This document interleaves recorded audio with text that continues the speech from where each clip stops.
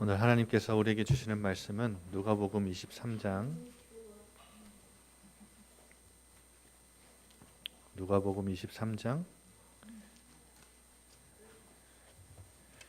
26절부터 31절입니다.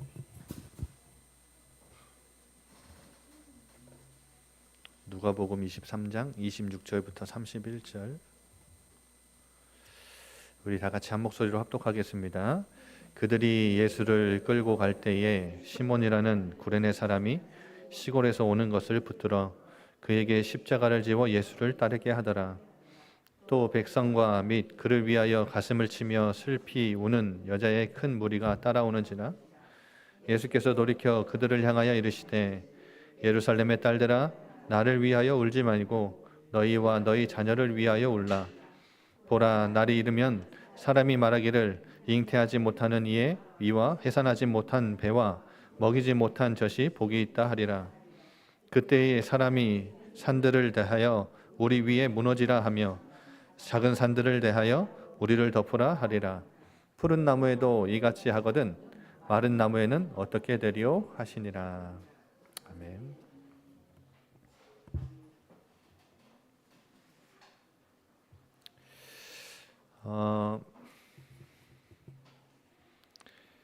여러분 운동회 달리기를 해보신 적 있으시죠? 운동회 할 때 달리기를 저는 꽤나 잘했는데요. 열심히 뛰었는데 결승선과 다른 반대편으로 뛰면 어떻게 되겠습니까? 우리 야구하는 친구들이 많은데 야구에서 안타, 그토록 기대하던 안타를 쳤는데 주자가 갑자기 3루로 뛰면 어떻게 됩니까? 축구 선수들이 열심히 최선을 다해서 패스하고 골을 넣는데 자기 골대에다 골을 넣으면 어떻게 됩니까? 우리 인생도 마찬가지예요. 열심히 최선을 다해 살았는데 하나님이 원하시는 것과 반대 방향이면 어떻게 됩니까? 여러분 성도로서 교회의 헌신 봉사 다 했는데 그것이 하나님의 뜻과 정반대라면 비극이죠. 여러분 종교 지도자들이 예수님을 잡아 죽였죠. 이들은 그것이 하나님을 잘 믿는 거고 자기들에게는 하나님을 잘 섬기는 일이었습니다. 그런데 예수님을 십자가에 못 박는 그 선고를 할 때 빌라도는 예수님에게서 죄를 찾지 못해서 풀어주려고 했죠. 그런데 종교 지도자들이 결정적으로 예수님을 잡아 못 박으라고 외치면서 뭐라고까지 하냐면 마태복음 27장 25절에 이 예수의 피를 우리와 우리 자손에게 돌려라.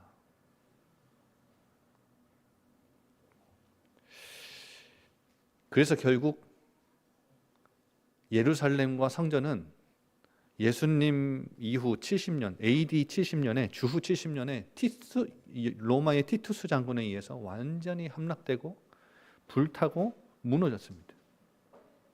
처참하게 없어졌습니다. 1099년에 십자군 전쟁이 일어나서 예루살렘을 장악한 십자군들이요 이슬람 교도들뿐만 아니라 유대인들을요 학살했습니다. 무차별적으로 죽였어요. 여러분 이후에 유대인들은 스페인, 독일, 프라하, 유럽 곳곳에서 흩어져 살았는데요 110만 명이 학살당했습니다. 2차 세계대전에서는 아시죠? 유대인들을 혐오하는 히틀러라는 사람에게 몇 명이 학살당했죠? 약 600만 명이 학살당했어요.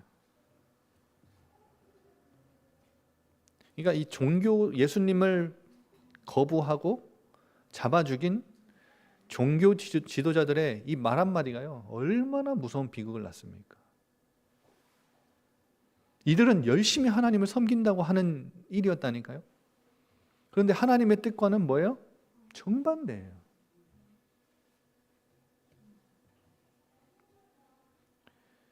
여러분, 아무리 시간 관리를 잘하고 힘을 기르고 튼실한 내용 준비하고 성실함을 갖춰도 방향이 틀리면 준비한 만큼 관리한 만큼 손해입니다.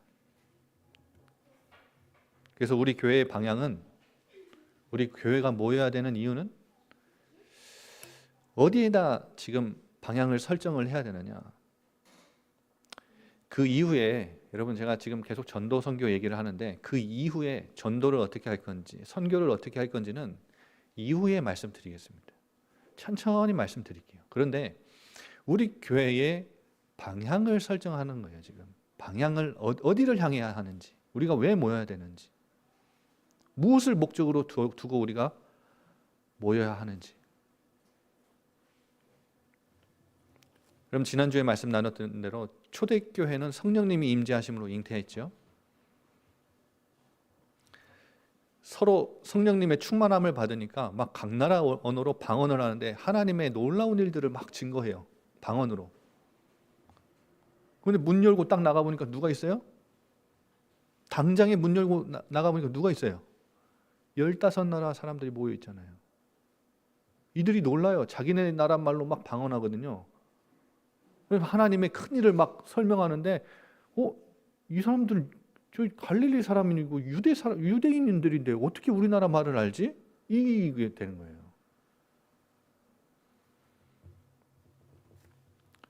여러분, 성령께서 거침없이 자유롭게 역사한 이 공동체, 이 시작한 공동체는 처음 시작부터 뭐예요?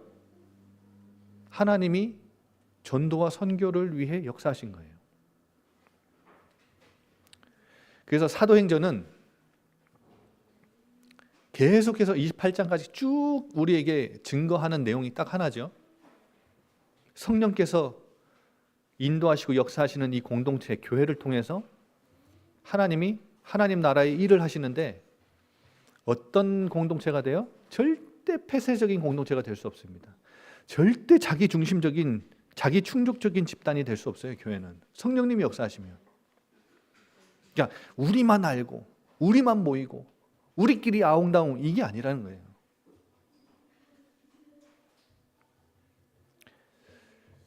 그래서 저는 우리 교회가 마주한 이 현실 앞에 여러분도 느끼실지 모르겠지만 때로는 화도 납니다. 짜증도 나고요. 막 믿기도 하고요. 그런데 한편으로는 제 마음속에 하나님 뭘 주시냐면, 너 진짜 거 해라. 여기 남아있는 성도님들과 진짜 거 해라. 진짜 거. 그래서 지금 계속 방향을 설정하는데 진짜 게 뭐예요, 여러분? 성령님이 우리 가운데 충만하게 역사하시고 인도하시면 우리 공동체는 진짜 거를 할 수 있는데 그게 뭐예요? 초대교회가 사도행전이 우리에게 보여주는 게 뭡니까? 그러니까 원을 중심으로 안으로 모이는 구심력적 교회. 그런데요, 이 구심력적 교회가 뭐가 되는 거예요? 원 안에서, 중심에서 바깥으로 나가는 원심력적 교회가 되는 거예요. 그래서 담과 경계를 넘어서 흩어지는 교회. 왜 우리가 모여야 되느냐? 흩어지기 위해 모이는 거예요. 왜 우리가 구심력적 교회로 시작을 해야 되느냐? 왜 우리가 바깥에서 안으로 모여야 되느냐? 이유는 하나예요. 흩어지기 위해. 저 세상 살리기 위해. 십자가와 이 부활하신 주님을 모르는, 이 복음을 모르는 저들을 살리기 위해 증인으로, 말씀으로 이것을 믿어지는 은혜를 우리에게 먼저 주신 이유는 이 복음을 증거하는 증인이 되라고 우리에게 이 은혜를 주신 거예요. 그래서 우리가 힘써 모여야 되는 이유는 뭐예요? 흩어지기 위해. 여러분, 이거 꼭 기억하셔야 돼요. 나에게 복음의 은혜를 먼저 주신 이유 뭐예요? 증거하라고. 아까도 말씀드렸지만 어떻게 증거할지는 차차 말씀드리겠습니다. 조급하지 않아요. 조급할 게 없어요. 오늘은 어린이 주일이지만 동시에 우리 총회의 선교 축제 주일이기도 합니다. 내년에는 간절히 바라기는 선교사님들을 초청해서 이 제주 땅에 좋은 먹거리들, 좋은 쉴 수 있는 곳들이 많잖아요. 우리 선교사님들 초청해서 쉬게도 해드리고 식사도 대접하고 우리 권사님들, 장로님들 누가 먼저 그 식사 대접할지 순서까지 정해야 될 만큼 여러분 그렇게 좀 치열하게 선교에 대한 중요성을 알면 선교사님에 대한 중요성을 알겠죠. 그렇게 해서 여러분 선교사님들 초청해서 함께 식사하고 교제 나누고 선교 포럼 듣고 선교에 대한 마음을 담고 또 우리 교회에 주신 선교를 좀 찾아가는 시간들을 가졌으면 좋겠습니다. 여러분 그렇게 되기 원합니다.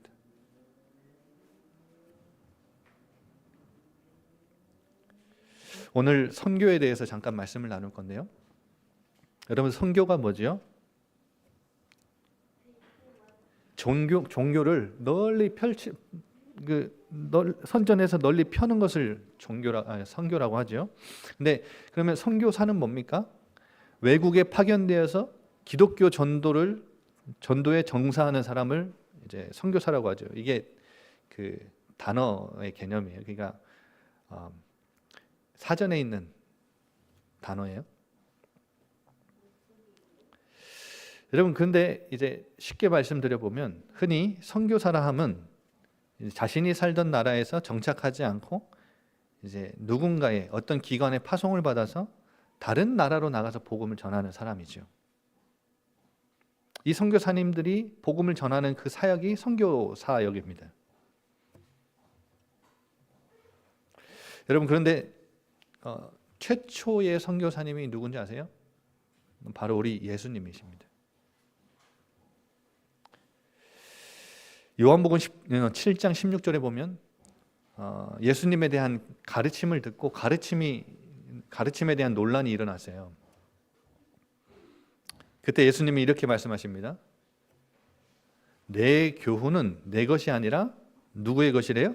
나를 보내신 이의 것이다. 누구의 것이요? 나를 보내신 이의 것. 요한복음 7장 28절 29절에는 이런 말씀이 있어요. 출신에 대해서도 논란이 일어났어요. 예수님의 출신에 대해서. 예수님이 이렇게 말씀하십니다. 내가 온 것은 스스로 온 것이 아니고 나를 보내신 이는 참되시니 너희는 그를 알지 못하나 나는 아노니 이는 내가 그에게서 났고 그가 나를 보내셨다. 그가 누구죠? 하나님이에요. 예수님은 누가 보내신 거예요? 하나님이 파송하신 분이에요.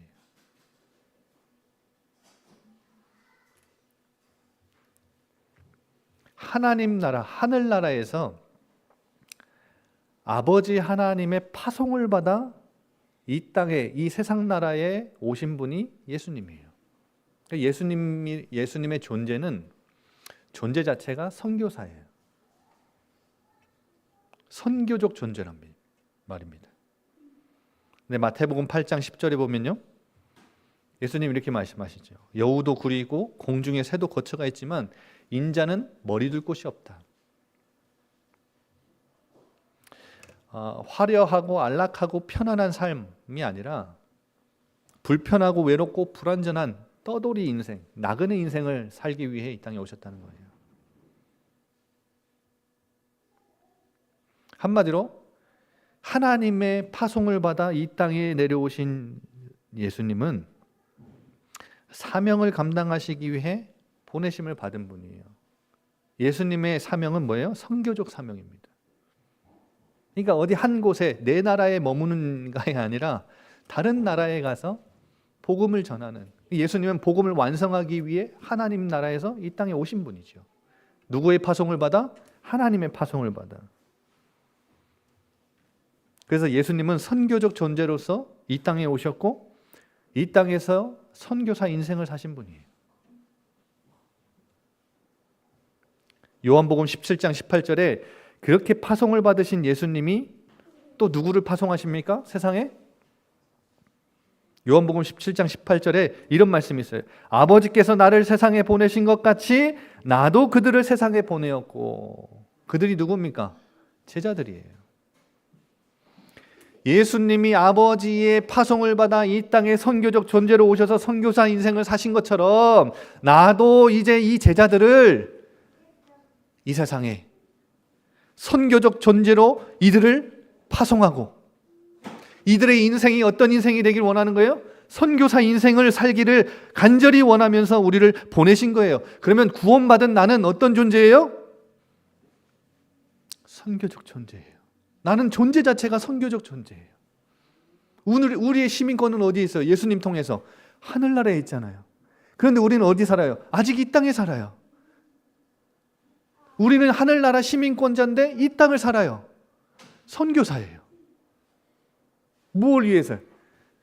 복음을 증거하는 선교적 사명을 위해서.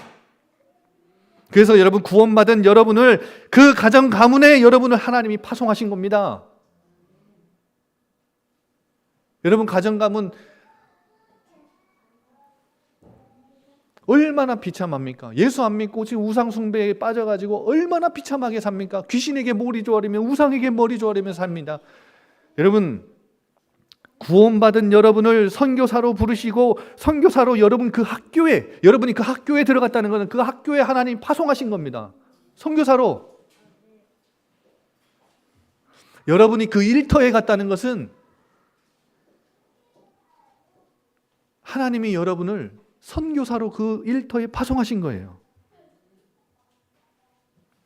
이 사실을 망각하지 않고 인지한다면 여러분, 가족을 대하는 내 자세 달라지겠죠?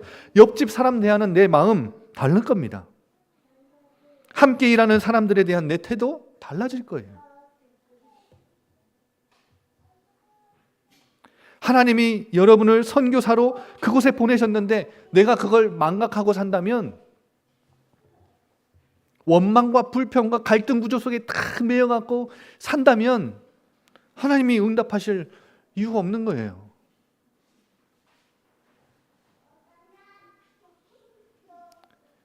나를 선교사로 파송하셨는데 왜 응답이 없냐? 내가 모르니까.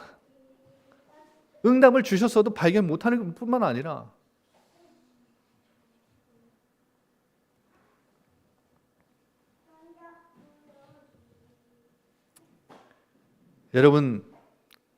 여러분은 이 땅에 선교적 존재로 하나님이 선교적 사명, 선교사 인생 살라고 하나님이 파송하신 것을 믿으시기 바랍니다.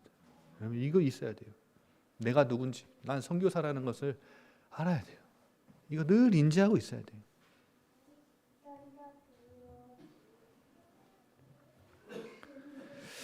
그리고 오늘 예수님께서 본문에 십자가를 지고 올라가시는데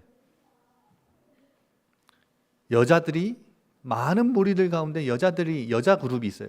갈릴리에서부터 예수님을 따라왔던 이 여자 그룹이 예수님을 보면서 막 눈물을 쏟습니다. 하염없이 쏟아요.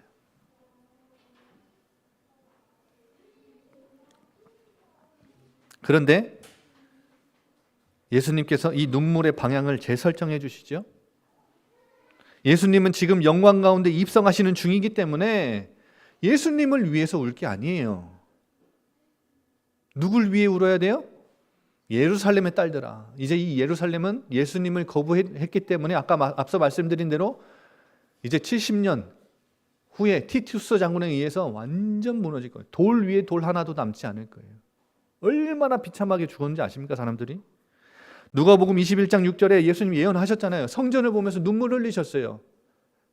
돌 위에 돌 하나도 남지 않고 이게 다 무너질 거 생각하니까 눈물을 흘리셨다고 예수님이.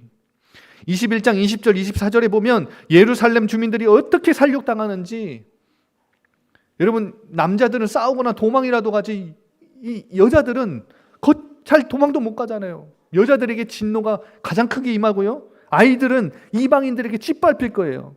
그러니까 오늘 본문에도 보세요. 날이 이르면 사람들이 말할 거래요. 잉태하지 못하는 이와 해산하지 못한 배와 먹이지 못한 젖이 복이 있대요. 여러분, 이게 복이 있다고 말합니까? 아니죠. 아이를 낳고 젖을 먹이는 어미와 이 아이를 임신한 여자와 해산한 여자가 복이 있다 그러지. 왜 근데 반대로 말해요? 아이를 낳은 어미가요, 아이들이 사람들에게 죽임당하는 걸 그 앞에서 보는 그 고통이 얼마나 심하겠어요. 이 처참하다는 거예요. 예루살렘이 무너지는 그때가 오면, 성전이 불타고 무너지는 그때가 오면 너희들 자녀들과 아이들 다 죽임을 당할 텐데 그걸 보는 어미의 마음이 어떻겠냐는 거예요. 그냥 차라리 아이가 없는 어미가 복이 된다는 말이에요. 비참하다는 거예요. 심지어 산들에 대해서 우리 위에 무너지라. 여러분, 산이 무너져라. 작은 산들이 우리를 덮어달라. 이게 덜하니까, 고통이. 이게 덜 비참하니까. 푸른 나무, 이 이스라엘 민족에게도 이러는데 마른 나무, 이방인들에게는 어찌 하겠습니까? 그 말이에요.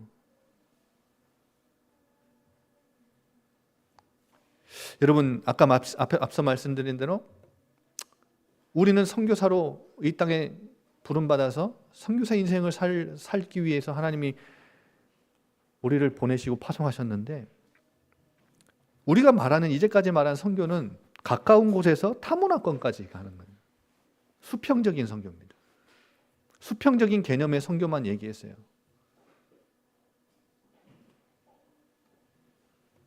많은 교회와 선교단체가 수평적인 개념의 선교만 가르쳤죠. 그런데 오늘 예수님이 눈물의 방향을 바꿔주시죠. 누구예요? 너희와 너희 자녀를 위해 울라. 진짜 우리가 울면서 애통해하면서 관심을 쏟아야 되는 선교는 수직적인 개념의 선교예요. 뭐예요? 우리 세대에서 다음 세대로 넘어가는 거예요. 여러분, 영국에 선교단체 본부들이 가득한 거 아시죠? 지금 이 시대에 선교단체 활동하는 선교단체들 중에 영국에 가면 그 선교단체들의 본부들이 가득합니다. 그런데 이 영국에 있는 선교단체들이 다 수평적인 선교만 가르쳤어요. 그러니까 영국 안에 있는 교회들은 아이들이 교회를 나가지 않습니다. 다음 세대 다 무너졌습니다.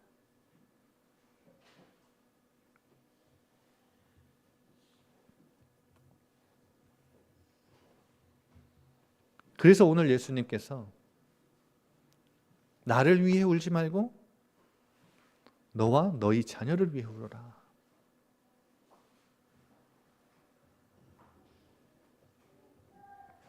여러분, 우리는 수평적인 선교도 감당해야지만 진짜 중요한 건 수직적인 선교예요.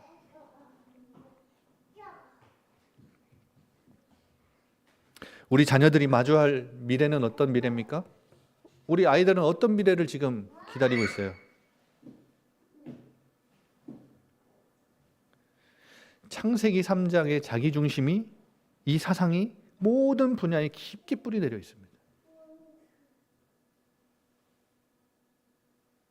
창세기 6장 네피림 문화가 자본주의 시대의 물질 만능주의 사회를 구성해서 지금도 그 네피림은 계속되고 있습니다. 자본주의 시대를 만들었어요. 물질 만능주의 사회를 만들었어요. 그래서 돈에게 인격성을 부여하고 이 돈에게 이 만몬이라는 신을 모든 사람들이 다 섬기는데요, 하나님과 견줄 만큼 가공할 만한 이 대상이 돼버렸어요.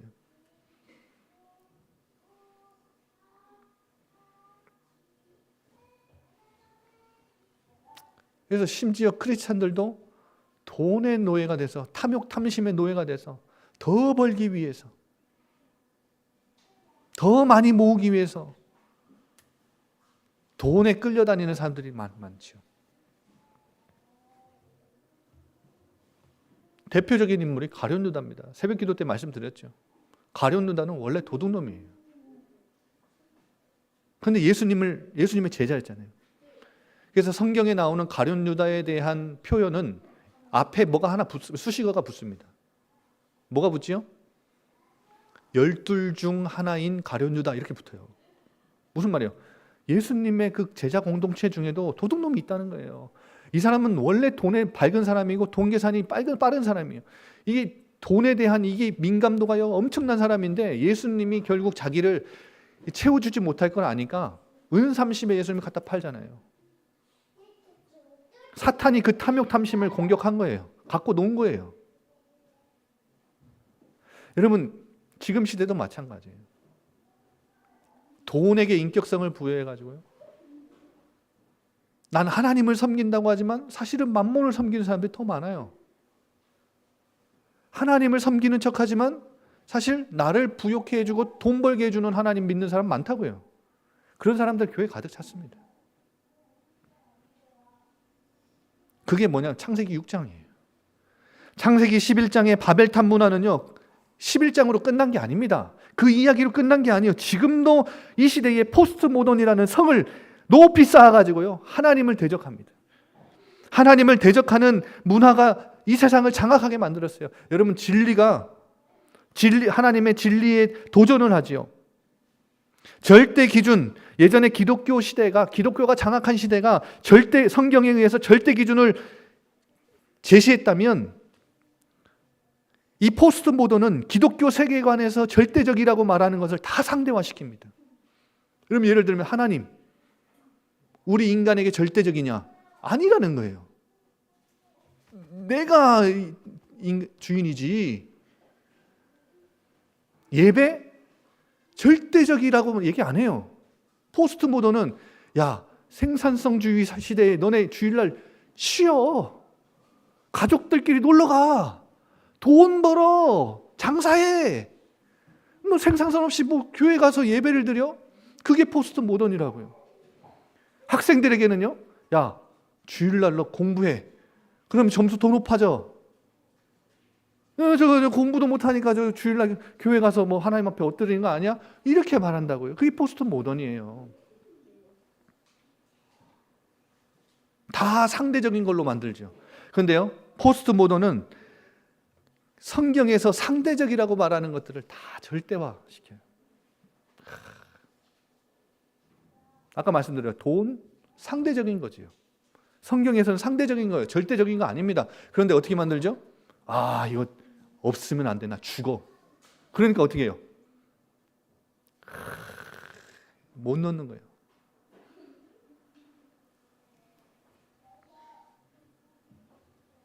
거기서 자유롭지 못하는 거예요. 여러분, 절대 기준을 상실한 시대입니다.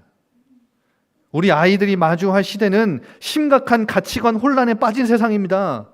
정치, 경제, 사회, 문화, 예술, 교육 모든 분야에 인간을 하나님 자리에 올리고 인권을 성경 자리에 올린 시대입니다. 그래서 지금은 심지어 요즘에 애들 페이스북 안 하죠? 인스타그램만 하는데 페이스북에서는요 가입을 하면 성별을 선택하는데 성별 선택란이 50개입니다. 50개. 성별도요 우리 하나님이 주신 이 육신에 의해서 남자 여자 구분 안 하고요 이제는 자기가 원하는 성별을 선택을 한다니까요. 페이스북에서. 미국에 가면요 화장실이 남자 여자로 구분 안 돼 있습니다. 이제는 스타벅스 화장실이요 공룡입니다. 공룡. 왜냐? 남자 화장실을 육신은 남자인데 내가 여자로 생각해. 그러면 난 남자 화장실 가야 돼요? 여자 화장실 가야 돼요? 어딜 가야 됩니까? 어딜 들어가야 돼요? 남자 표시 있고 여자 표시가 있어. 그러면 육신은 남자인데 나는 여자라고 생각해. 그러면 난 남자 화장실 가야 돼요? 여자 화장실 가야 돼요? 이게 혼란이 있고 이게 논란이 있으니까 그러니까 그냥 합치자. 그래서 이제 남자 여자 화장실을 그냥 같이 갑니다, 여러분.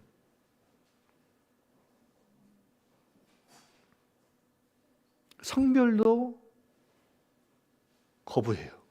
내가 선택하는 것이다. 지금 여러분 얼마나 심각하냐면요. 여러분 아이들 기르고 있잖아요. 이 아이들에게 한번 물어보세요. 네 주변에 동성애자들 있지? 근데 그 동성애자들 넌 어떻게 생각해? 그러니까 교회에서 이런 설교를 하고 이런 얘기를 하면요. 목사님 되게 고리타분한 사람이고 차별하는 사람이라고 얘기하는 아이들 많습니다. 지금 아이들 중에 그런 아이들 많아요. 이미 TV와 드라마, 영화, 문화, 이 아이들이 보는 만화에서요, 이미 이 아이들의 성 정체성을요, 자기가 선택해도 된다고 얘기하는 이 문화들이 이 아이들에게 얼마나 메시지를 쏟아냈는지 몰라요. 이게 드러내놓고 쏟지 않으면 몰래 다 이 아이들에게 주입해놨습니다. 나중에 이 아이들이 자라나서 엄마, 나는 이제 딸 안 하고 아들 할래. 아들로 불러줘. 이러면 골치 아픈 거예요.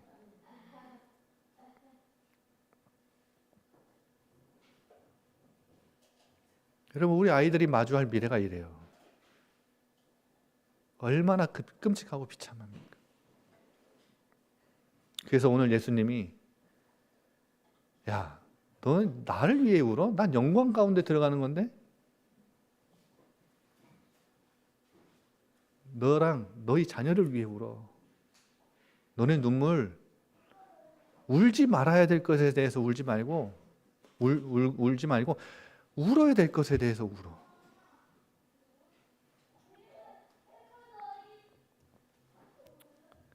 따라해 봅시다. 나는 주님의 파송을 받은 선교사입니다. 이 사실 망각하지 마세요. 원망 불평 가운데 빠져 있지 마세요. 여러분, 가정 가문에 일어나는 그 일은 선교사의 입장에서 관점에서 봤을 때 원망 불평해야 될 대상이 아니에요. 갈등 구조에 빠져 있어야 될 게 아니라 뭐예요? 기도 제목이에요. 이슈나 사건들은 복음을 증거하고 복음을 체험해야 될 가장 좋은 기회가 되는 거예요. 선교사 입장에서 봤을 때. 그러니까 뭐가 문제냐면 이 소명을 잇는 게 문제인 거예요.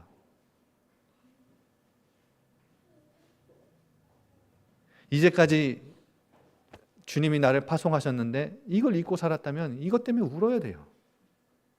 아, 주님, 나 이거 너무 몰랐네요. 그래서 응답이 없었네요. 유퀴즈에 그 소아 정신과 전문의 김북년 교수님이 나왔죠. 이분이 좋은 부모가 된다는 것에 대해서 이렇게 이야기하더라고요. 당신 자녀를 나와 아내에게 온 귀한 손님으로 여겨라. 여러분, 집에 손님이 왔다면 극진히 대접하죠. 내가 좋아하는 거 강요 안 하죠. 손님이 와 있는 동안에 어떻게 해요? 손님이 불편할까 봐 손님에 대한 이 관심을 쏟고 이 애정을 쏟고 신경을 쏟지요. 그렇게 아이들을 응원해주고 관심 쏟고 애정을 쏟고 지지해주고 그대로 인격체로 소중히 여기고 존중해주라는 거예요. 그리고 손님은 결국은 자기가 원할 때 떠날 때 떠나게 해주지요. 붙잡지 않아요. 아이들이 떠난다고 하면 보내줘야 돼요. 그러니까 아이들을 우리 집에 온 손님으로 생각하면 좋은 부모가 될 수 있다고 의미 있는 얘기를 했죠. 근데 저는 심리학자가 말하는 이 말에 여러분이 은혜 받는 걸 뛰어넘어서 여러분 자녀를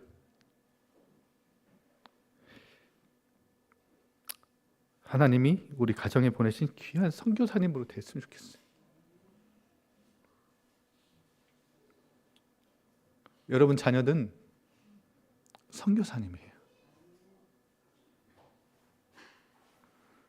복음과 하나님 나라 위해 교회를 세우고 현장을 살릴 선교사로 하나님이 우리 가정에 선물로 주신 거예요.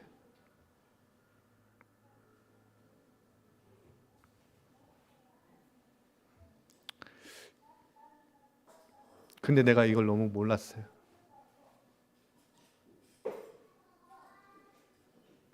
그러면 우리가 이걸 울어야 돼요. 이것 때문에 울어야 돼요. 아, 너무 내 걸로 키우려고 했고 내 거를 강요하려고 했고 너무 내 맘대로 하려고 했고 안 되니까 속상해했고 근데 선교사님이라고 생각하면 그게 아니죠.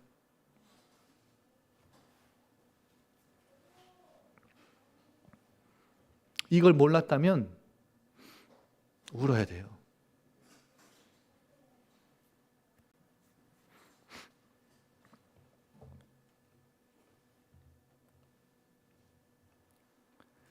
그리고 아이들을 선교사님으로, 미래 살릴 선교사님으로 잘 훈련시켜야 돼요.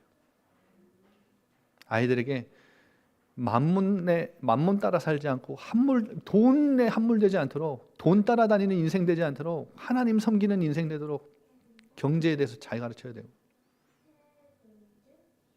경제에 대해서 똑바르게 가르쳐야 돼요.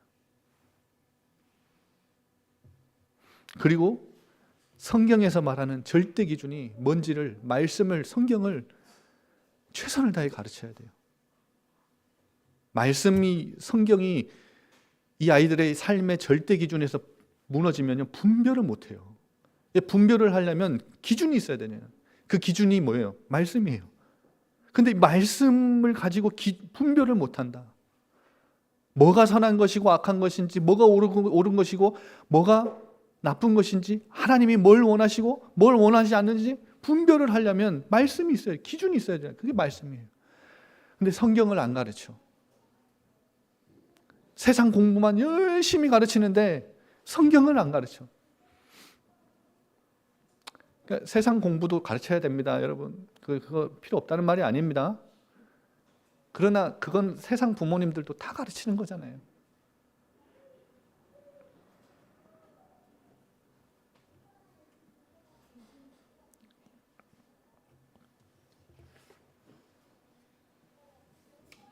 우리 같이 기도합시다. 이 찬양하면서 기도합시다.